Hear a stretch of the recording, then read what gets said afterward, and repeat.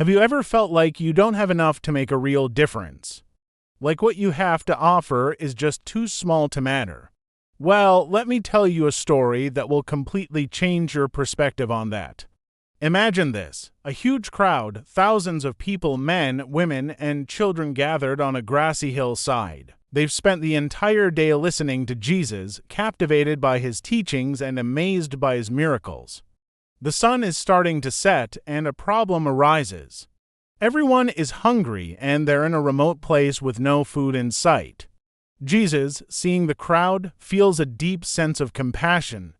Even though he's tired from teaching all day, his heart goes out to them. He turns to his disciples and asks, "Where can we buy bread for all these people to eat?" The disciples are stumped. Philip, one of the disciples, does some quick math and says, even if we had 8 months' wages, it wouldn't be enough to give everyone just one bite. They're looking at the massive crowd and their empty pockets, and the situation seems completely hopeless. They're focused on the problem, on what they lack. Then another disciple, Andrew, speaks up.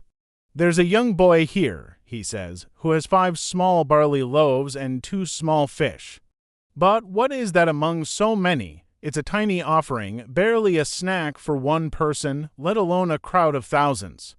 It seems insignificant, almost laughable. But this is where everything changes. Jesus doesn't laugh. He doesn't dismiss the small offering. Instead, he says, have the people sit down. The disciples, though probably confused, instruct the massive crowd to sit in groups on the green grass. Then Jesus takes the 5 loaves and the 2 fish.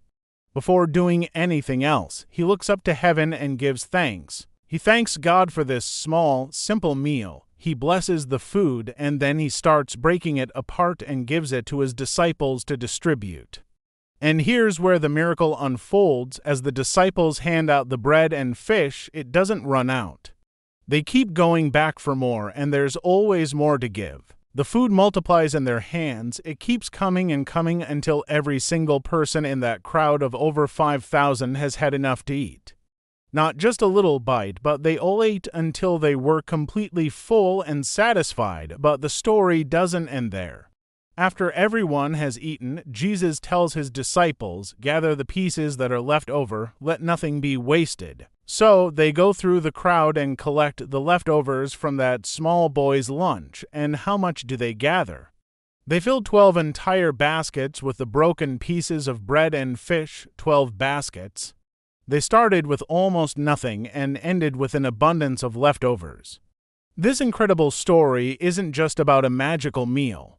It's a powerful lesson about faith and sharing. That little boy, with his willing heart, gave everything he had. It wasn't much, but he gave it to Jesus, and in the hands of Jesus, that small, seemingly insignificant gift became more than enough to bless thousands.